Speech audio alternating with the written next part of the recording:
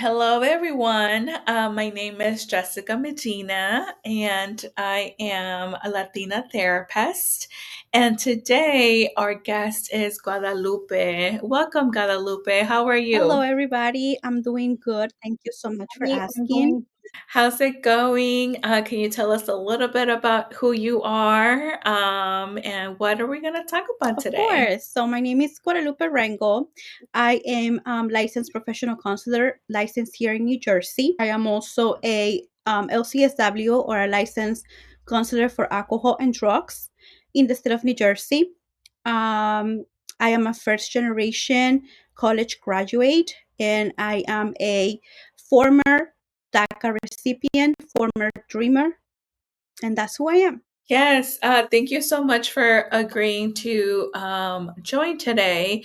So I think you are such a great guest to have because I see a lot of my clients in you, and so we haven't really talked about DACA, and that's something that I don't have personal experience with, but I'm so glad you do and that you're able to give exposure to that and what that was like and any advice for any new people, any new college students entering that probably are in the same boat as we were, right? We kind of didn't know what to do or how to ask. And so tell us a little bit about that experience and how has that shaped, your life so far? Yes, of course. First of all, I want to give you thank you for this exposure and for the platform for me to like tell my story and help others achieve their goals. So, I was the first batch of DACA recipients. I received my DACA in July of 2013. That's when I first received my DACA. I was a junior in college, undergrad. I was doing psychology with a minor in business. I was just going to college because I wanted to graduate, but I didn't know where I was going to land due to my status. So I just wanted to have the skills that would give me a little bit push if I had to go back to my country.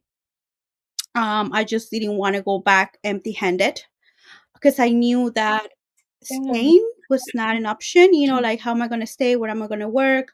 What am I going to do? I couldn't even drive. I remember that all of my classmates, close friends at that time were getting the driver licenses, and people would ask me, "When are you going to start driving? When are you going to do this? When are you going to do that?" And I felt not embarrassed, but scared. Mhm. I was scared of what they were going to think of the fact that I was undocumented. The climate wasn't as open as it is now, with like so many people supporting the dreamers and the DACA recipients. So it was always a stay low, stay quiet, just do what you got to do. That was the climate back then. So I was in Yeah. college. I was working at an electronics store under the table, like they will say, like, cash payments.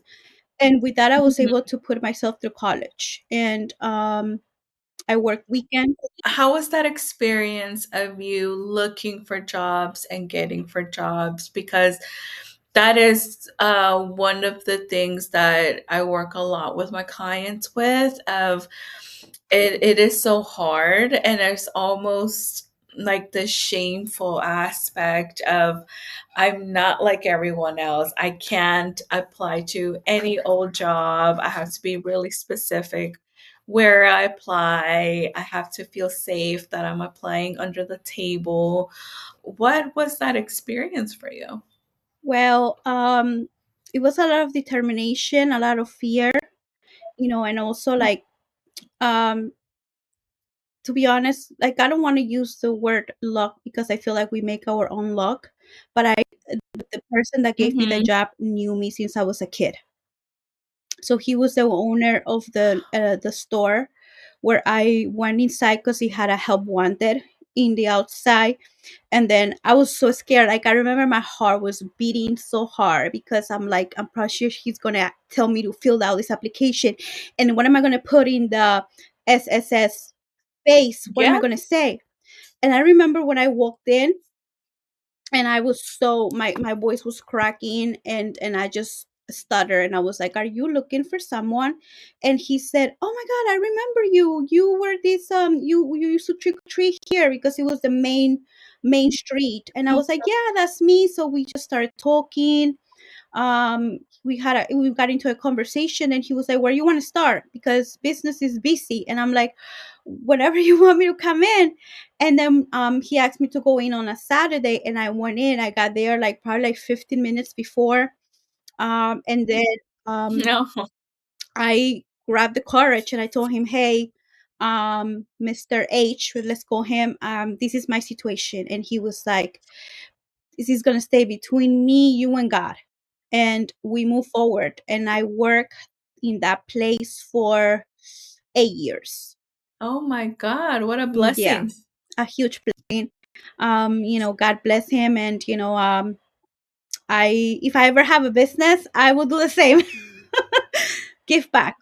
Yes, of course. But I think you're saying like a really important point of people just don't know the privilege of just being able to apply and not have the fear that you were feeling and that many others fear. And that a lot of these stories, I'm noticing it takes a kind Yeah. person to say like, I'm willing to help, let's make it work. I'm willing to give this a chance. And that, I'm glad there's people like that that are willing to just give an opportunity to And I someone. will say this: if you are in the position of giving someone the opportunity, do it. Because I remember, like me as a young person with this opportunity, I would give it my 100%. And if it was more than 100, I will do it. I was there early, leaving late. I didn't care. I just wanted to work. So as the Mm, mhm. experience, we have this work ethic that it will be snowing, raining, cold. I will show up because it was my job. It was probably the only job that I could have. I didn't have the privilege to say, "I don't like this. I'm gonna find something Right. else." Yeah, and I think that just shows your gratitude too for being able to have that opportunity. You didn't want to mess it Yeah. up. Yes, of course. So there is Mhm. hope. How So don't give up, and just, community. I feel like in the community, if we get together and we help each other, we can get really far. who were the important people that just gave you this help and this motivation? How were you able to get, this perseverance of, I have to do it? Like, I have so many obstacles. It's not easy for me. I have to do way more things that maybe an American citizen would. How were you able to do all of that? Where did that come from? I don't know. I feel like, of course, my parents. I saw my parents working hard, especially my. Uh, I don't want to like minimize my dad. He also was a hard worker, but my mom, my mom was extremely hardworking. Like she did everything to provide for us, for me and my sister. She was about a butcher back in Mexico, so that's a hard job. And I Mm, saw how she got up every early in the morning, and how hard she worked, and my dad as well. And I don't want to sound a snob or anything, but I just didn't want that for me. I wanted more. I wanted to be yeah. able to not have it easier, but I wanted to do better for me. I always loved books. Books were my favorite thing to do. A Mhm. library was my safest space, and I always wanted that for me. And I always heard the word like la universidad, because I grew up watching the telenovelas and all that. And I always heard of that, a la Mhm. universidad, and I was like, I want to go there. Like it looks so cool. Like I love books. Oh, I want to go. wow. Like I want to be part of that. So Was it yeah, stuff RBD like that. that you Yes, saw, or I want to do that. And when I was in high school, like I was so heartbroken my junior year because I knew I couldn't, but I was like, let's see what happens, because again, talking to you the year of 2006, 2007, there was not a lot of talk like we have now for the high school kids. I Mm. went to speak to a school counselor, and she asked me for my social security, and I think she knew that I didn't have it. So she was like, "Oh, I don't think you're gonna be able to go to college." Plain and simple like that, just like straight up. And my heart sank a little bit, and I remember that I went to the library and I was taking a class that I didn't even need, but I love school. So I was taking AP philosophy with one of my amazing high school teachers, and he asked me, "What's wrong with you?" And then I was like, "I don't think I'm going to be able to go to college." And I open up, these Caucasian, Wow. blue eye, probably German, who knows, because his last name was German. He looked at me with those blue eyes and he said, "Guadalupe, you can do whatever you put your heart into." And the next day, he brought me an application for a community college. And he was like, "Just fill it out, and I think you can go, but you have to pay yourself." And I was like, "Oh, okay." So I graduated. I was, a little sad. I think, back then I was little like dealing with depression, but I had no idea that it was depression. Um, so I just did what I had to do, and I went to Hudson Community College by myself. I took the bus. I had no idea where I was going, Oh my. but I always been an adventure. Did you ask him to apply? Like, what was the application process No, like for I just you? went into it. I took it like as an adventure. I walked into the Oh my bursar's god. office. I got in line, and then I said that I wanted to apply for college, and they were like, "Yeah." So they sat me with a college admission counselor, and he asked me what I wanted to do. He kind of like walked me through what I like, what I didn't like, and um I didn't declare my major yet, so I was just taking my basic classes. And then, they gave me the total, and I couldn't apply for FASCA or anything like that. So I put it in my head, I need to make this amount of money so I could pay for school. I have to work this amount of hours so I could make for school. So I was only taking 6 credits because that's the only amount that I could afford. And also because back then college wasn't as expensive as it was right now. I remember that I was paying Uh, for 6 credits. If I'm not mistaken, it was like $1,200 for 6 credits. So it wasn't a lot. It wasn't 2 cents, but I was able to come out with that money. oh my god, that's amazing. You should be so proud of A yourself. lot of people tells me that, but I'm Serious. like, I don't know. No, yes, please. That's so brave. You just went and someone told you you couldn't, and you opened up, and this person said you could, and you literally drove to college, and you took a Yeah. bus and went all in. That's Thank you. amazing. What do you think it's important to remind of any DACA student now, or any new first gen entering a college? It gets better. You might think that is the end of the world, and you might see that everything is dark, but it gets better. As long as you keep on moving, keep on dreaming, because that's what we are, we dreamers. Keep on dreaming, we keep Dreamers. on moving, we keep on doing things, using your brain, your abilities, your skills. You and I and everybody has so much to give. We are so powerful. We're amazing, and sometimes we forget that. And it gets better as long as you're doing it the right way, always holding on to your morals, always holding on to your good heart. And if you believe in any religion, God, or whatever, just holding on to that, and you're gonna make I don't know if you agree with this, but I noticed that my first gen clients that are getting ready for school, applying for college, getting ready for college, a lot of them are needing help believing in it. Mhm. themselves. and believing that this can be their Mhm. reality. I'm noticing that there's I don't know if it's a trend, but this pattern of thinking, that's not for me, or I want it to be me, but maybe I'm just being unrealistic, or maybe I shouldn't apply to this school across the country because it's they're not gonna pick me. And so I'm having to work with them a lot of believing in themselves and that why not? Why can't this Mhm. be you? Why can it be for minorities as well?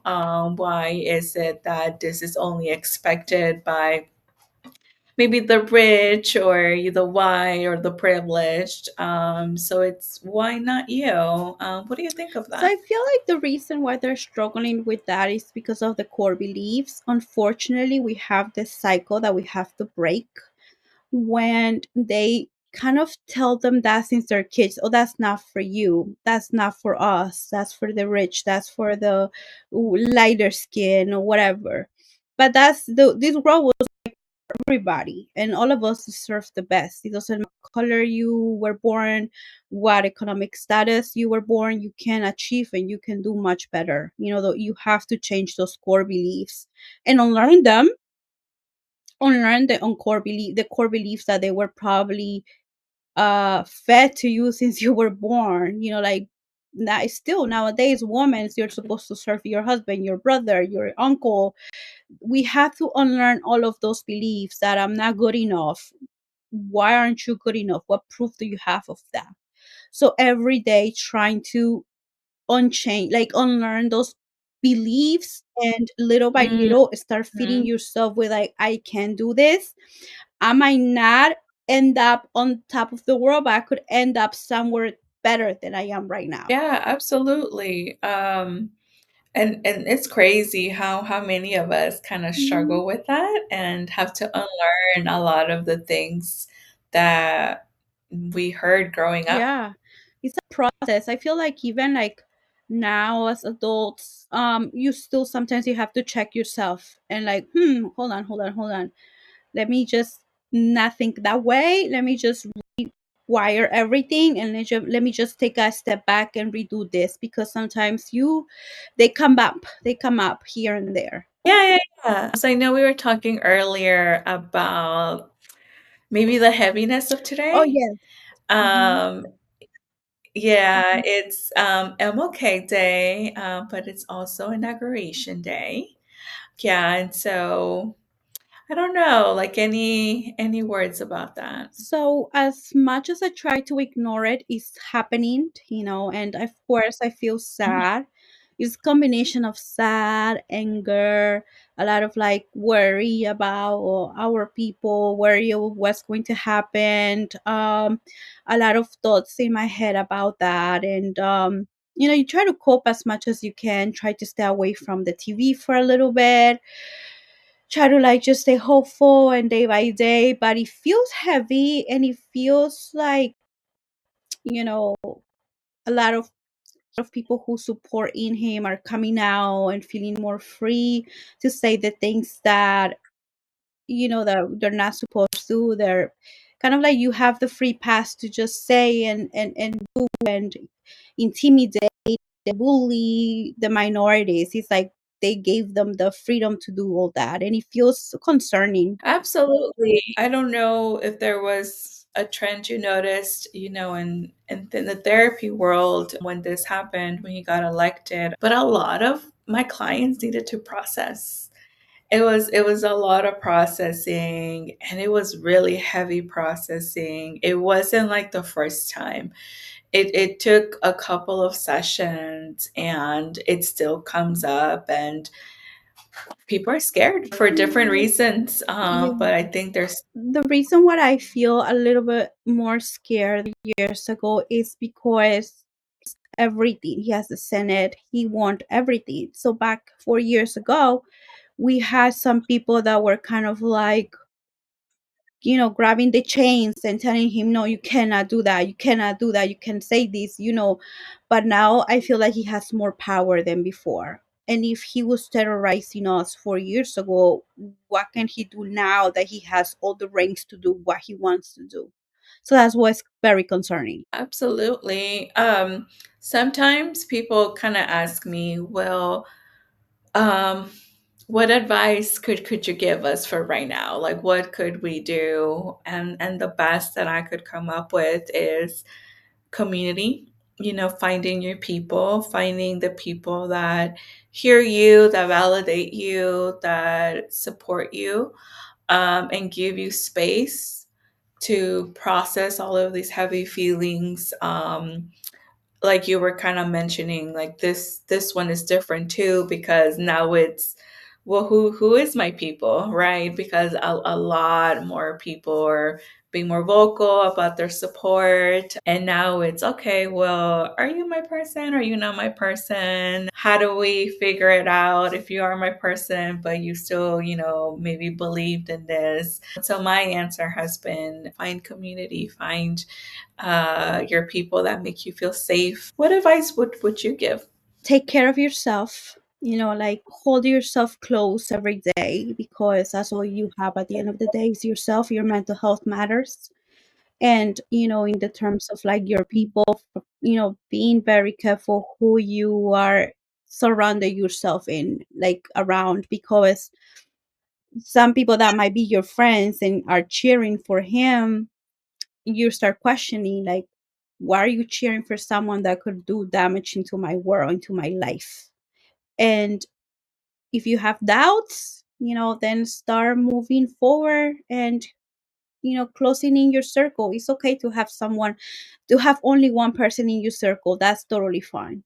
It's better to have one person Mm, than have 1,000 people who are not going to be there for you. quality over Yes, quantity. exactly. Yes. It's better that way.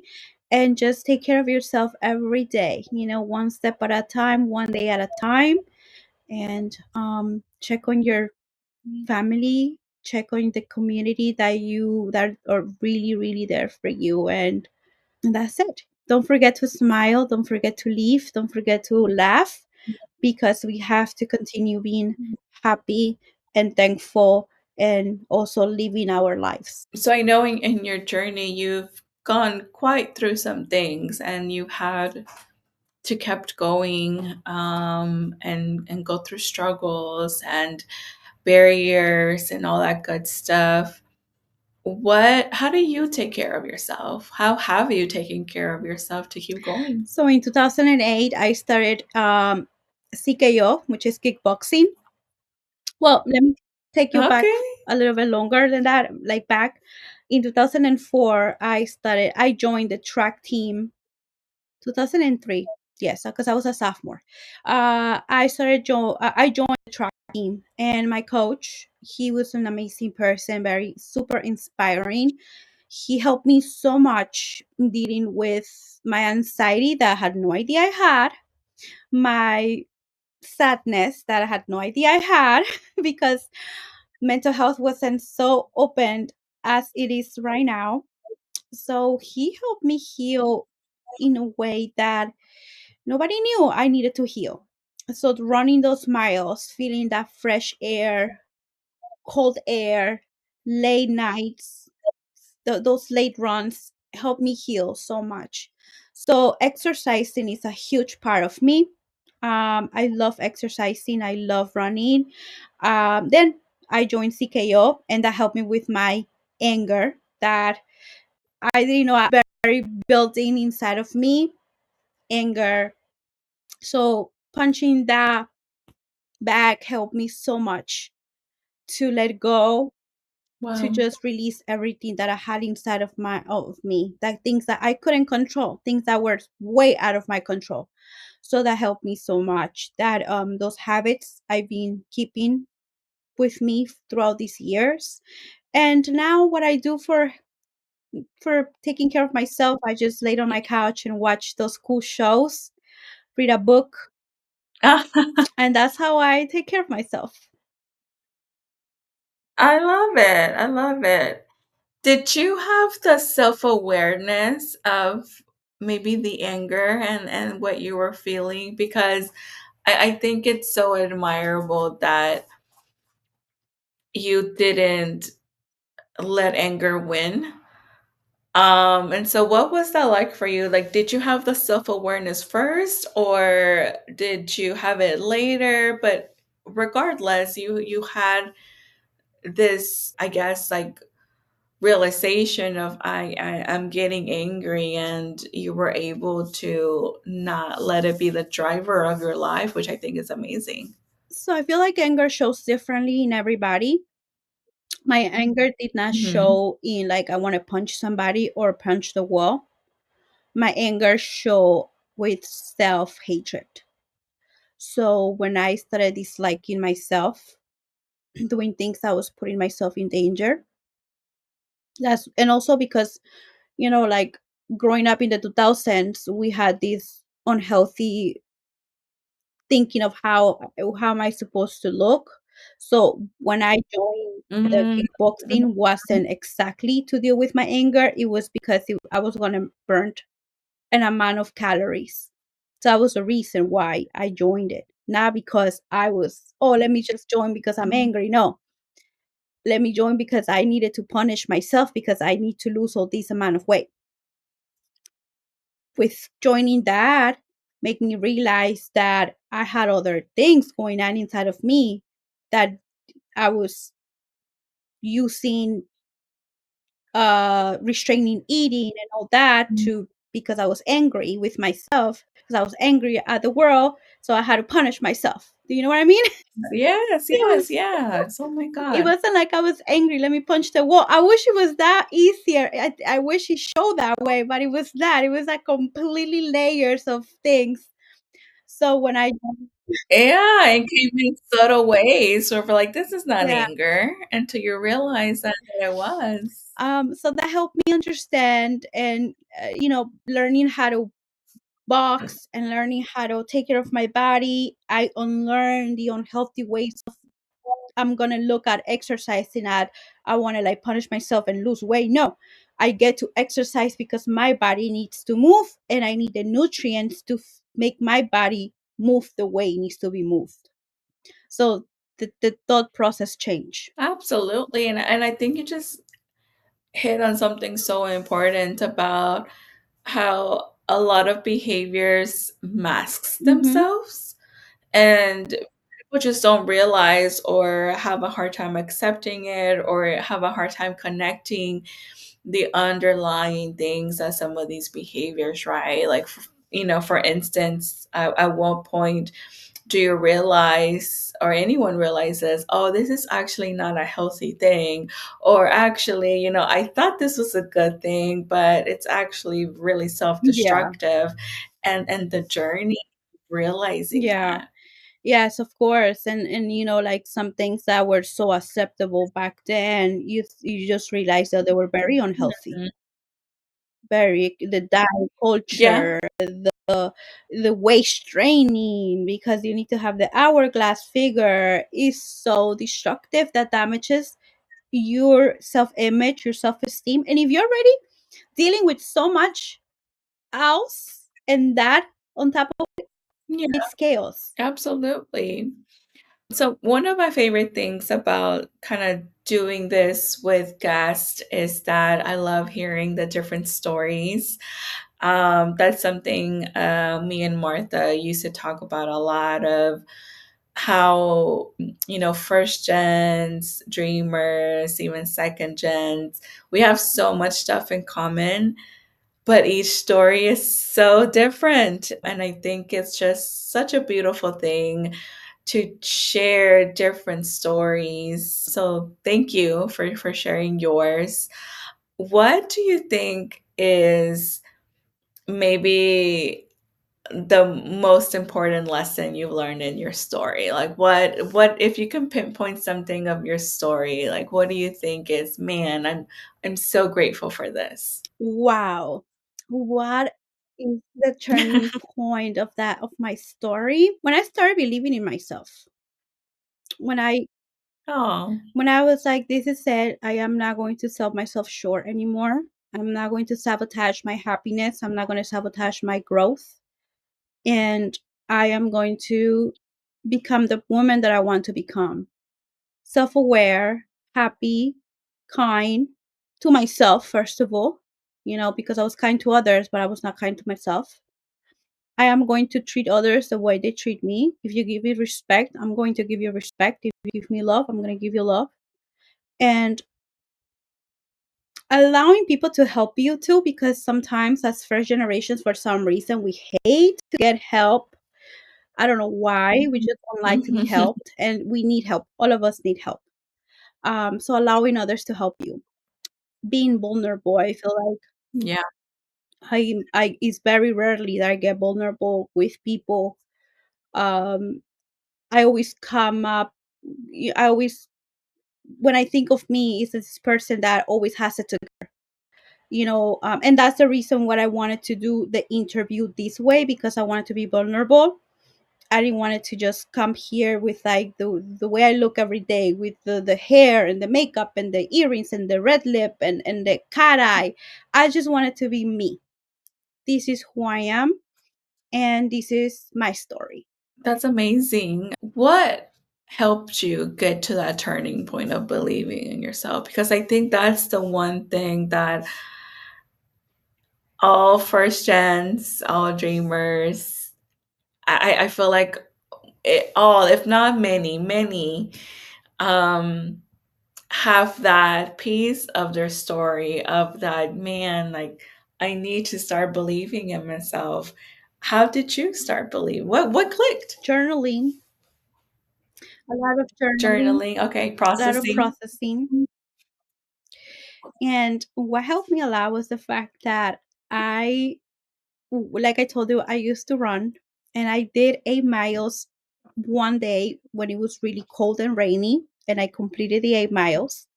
And that was kind of like a turning point for me, because I always thought of that. If I can run 8 miles in the rain and the cold, I can do this. If I did that, I can do Okay. this. If I was able to not give up and not turn back and not stop, I can do that. So it's kind of like thinking of a moment when you feel powerful, and it could be, it does, if it hasn't happened to the clients and all that, I would like imagine it, like I would do like a visualization. And I feel like back then it was just me trying to work on me, and that's what I think that this career chose me. Because everybody asked me, like, why you chose to be a clinician. This thing chose me. I was a chosen one. I didn't even know. Like, I knew I wanted to do something in psychology, but I had no idea mental health existed. I didn't know. So I feel like this career chose me. So I started visualization things that I wanted for me. And that, that helped me, kind of like fake it until you make it type of thing. Fake it until you make it. Or also self-fulfilling Yes. prophecies. You started Yeah. believing, and, they say the power of Yeah. the mind is, it's very, so it seems like there was, like, a shift in your mind and what you thought you could do, and you start And seeing it. also, not, I'm not a sponsor or anything. I read The Secret. So that'll Oh, is that a yeah, book? that book came out and everybody was talking about it and blah blah blah, and then I read it, and I feel like that also helped me. So read good books. Yeah. Okay. It's called The Yeah, Secret, it's I'm a gonna put it secret. on my list and It's read it. like it talks about, like, manifesting and all that, but not the manifesting that we see now. It's kind of like, that was kind of like the first book of manifestation that it was published, I think, in my time. I'm pretty sure that Mm. it's always been a books published about that, but the one that I saw, that I picked it up on Barnes and Nobles, and I feel like reading that book really changed the way I start thinking. Oh, nice. I'm definitely gonna read it. And then, clients always ask, like, what book or recommendation. So that's what a good one for Yes, manifestation. and also not only manifestation, but also like changing the way you think. Like if you keep on, Oh, okay. if you keep on saying to yourself, "I can't do that. That's too hard for me. That's not for me." So you are telling yourself already that that's not for you. That you're not going to get where you want to be, because you're already putting yourself there. You're your biggest obstacle. So Yeah. changing that thought of like, yes, I can. Yes, I can do it. And I'm going to work every day, little by little, until I accomplish what I need to accomplish. Like a goal is a marathon. It's not a sprint. You have to train every Mhm. day, slowly by slowly, until you can run those 26 miles. There's this rapper that I really like, a Nipsey Hussle, and that was his thing. It's a Hmm. marathon. It's not a race. It's a Yeah, it marathon. is. So I think often people are trying to race. Hmm. They're trying to get there first, or they're trying to be the best, or they feel bad if someone's ahead of them. But it's a matter of just getting there, not completing it, not how you complete it, and if you were the first Yeah. one or the best And on one. that note, like, your timeline is your timeline. And I used to struggle a lot too when I Mhm. was, all my friends were graduating and I was just not there yet. Like, one of the things that I can see a lot of young people struggling is that, because I struggle myself too, was that everybody was graduating and everybody was posting those graduation pictures, and you're like, when is it going to be me? And then when I stopped comparing myself to them and I started focusing more on me, on my growth, then things just didn't matter anymore. I still got those graduation pictures on my Instagram. I still have my cap and gown. I still did it. I have a master's degree, and I have I have zero student loans. It took me more, it took me longer, but I got where I needed to be. That's amazing. So, I I'm finding that a lot too with first gens is there's almost like this disappointment, which I think it's leads to maybe believing like, oh, like I won't be able to do it. But their start to this marathon is so different from someone more mhm, privileged. Like their start is a little bit more ahead, and I think people forget to realize that, and they start feeling bad that they're behind, but actually they're not behind. They just had a different start point, a less privileged start point with probably more struggles that they've had to do things that maybe their friends or other people didn't have to do. And it's putting that into perspective more. Like you're not late, you're not behind, you just had a different yeah. start And point. also, I feel like the detour that we dreamers have to take because of the whole situations that we have to deal with, it teaches us resilience, and it teaches us compromising and patience and a lot of good qualities that we can bring when we get to where we need to get.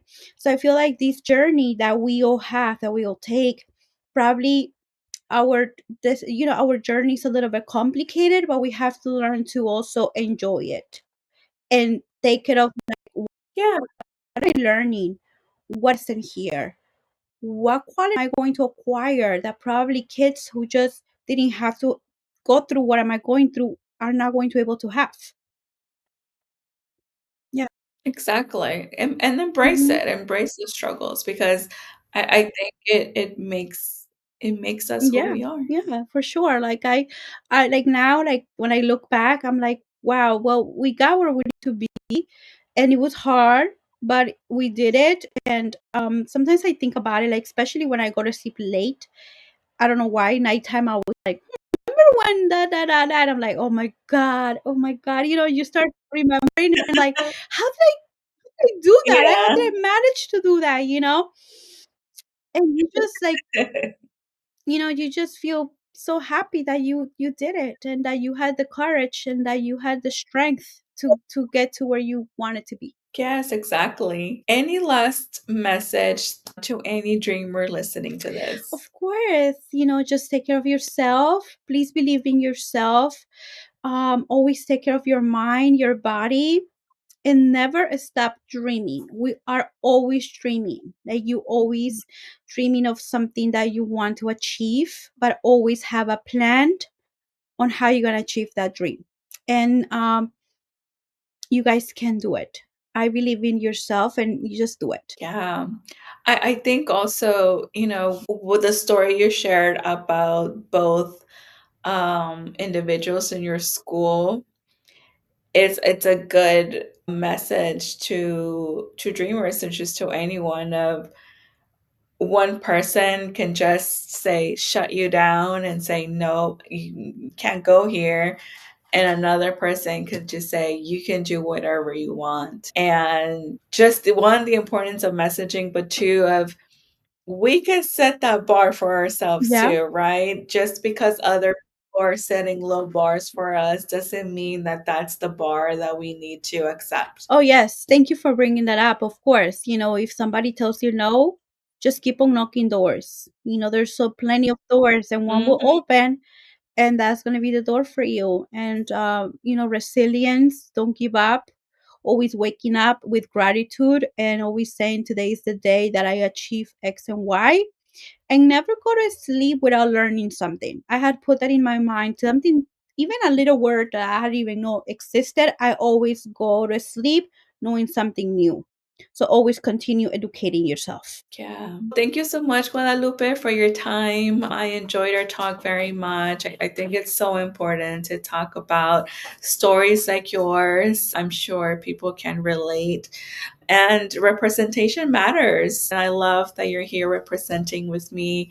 This is a fight that we're fighting, and it's not over, and we got to give this messaging for future generations. So thank you so Thank you for much. having me. This is a great experience, and we keep fighting. The fight never ends.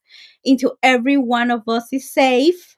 So we keep on fighting and Yes. smiling and helping each other. And thank you so much for this opportunity. I had a great time sharing my story. Yes, of course. If anyone wants to work with you, how can they reach out? So I would give you my um, Instagram name for my um, private practice that I have. So when we end, I could I could add it at the end. Is that okay? Perfect. And then I'll tag it. That way people want to connect with you, Thank they you so can. much. I appreciate it. Yes, thank you. Bye everyone, and thank you for tuning in. We appreciate you. Heart.